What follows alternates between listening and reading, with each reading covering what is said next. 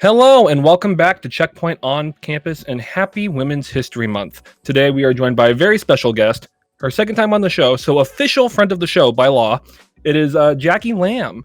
Thank you so much for joining us. Thanks for having me. Appreciate it.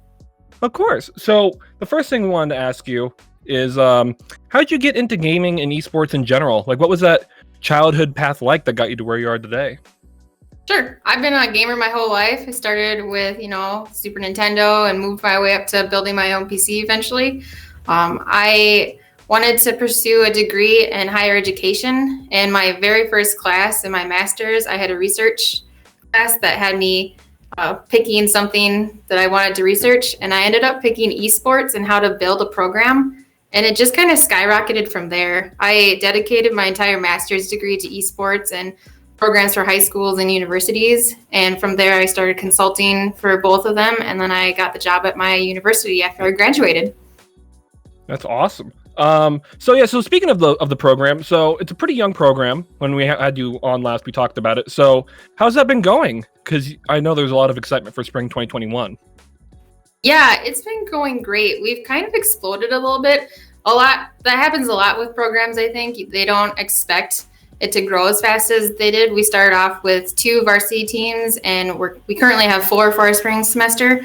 And now I'm recruiting for 10 titles for fall 2021. And we anticipate between 60 and 70 varsity players compared to just our 10 to 17 that we currently have. Wow. Yeah, it's really exploded. We've added an esports learning community on our campus. We have an HP course that's a human performance course that we're trying to get in for the university so students can take that as a class.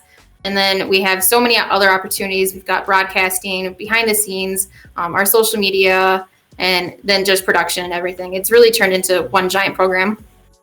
That's awesome. And then I know that you had talked about back in the day about the environment that you wanted to create. And I was reading through like a Minnesota interview that you did with some Minnesota outlet, and you talked about the environment. So what was that environment that you were aiming to create? And do you think you've succeeded, or do you think you're going in the right direction?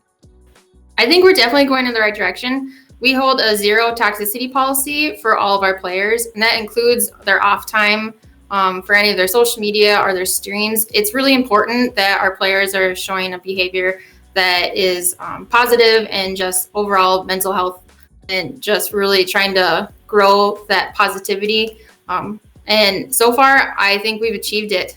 I haven't had any issues with my players. They all know that I'm very strict with it, and I think it should be that way, because if your players are being negative or I know banter, that there's a certain level of banter, but if it gets past that point where you're just degrading a team or making fun to the point where it just isn't fun anymore, we just don't want that, and we need to show that it's not acceptable for collegiate play and it won't be tolerated.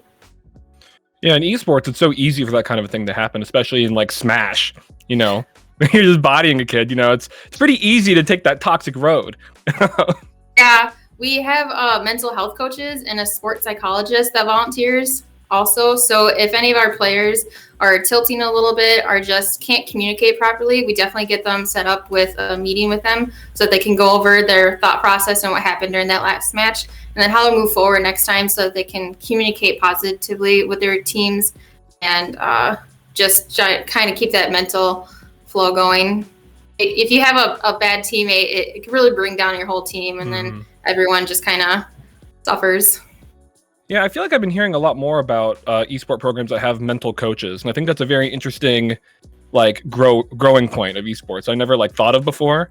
And it's it turns out mental health is kind of important for gamers. It's that makes sense. Yeah, I even just learned we have a physical therapist coach that'll be assisting a little bit in the summer, and that's also important because we are sitting down most of the time.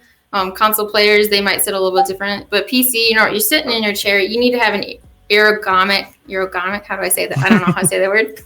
I'm not sure either. A proper chair. And then you also have, there's so many things that you're using your hands that you need to be able to be stretching them, and then just overall wellness. Yeah, so let's switch gears a little bit and go a little bit bigger picture. Because it is Women's History Month, and so one of the things I was curious about, because I don't know the answer to this question actually. So do you feel like you see more women in esports in like a coaching position, or do you feel like you see them more as players, or do you not see enough in either?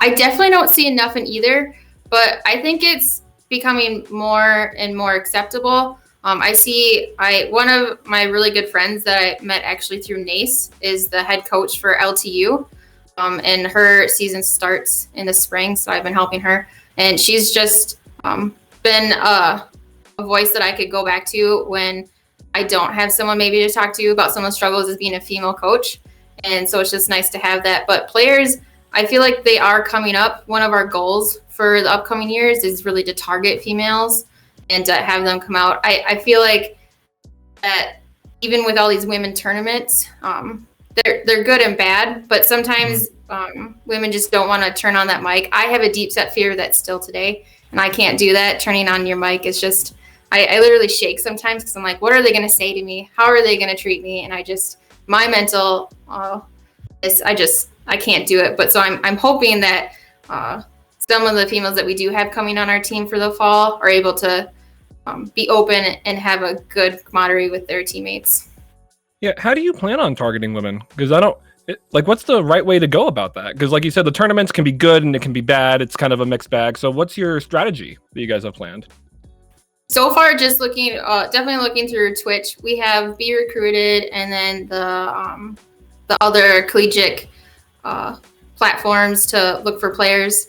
But then Spincast or Stay Plugged In, they have a really good recruitment platform, and NACIF just partnered with NACE, so they have a pipeline between high school and college that's starting. And with that, we'll be able to target females directly and have that link so that right away we'll be able to watch them play through high school all the way up to college. That's fantastic.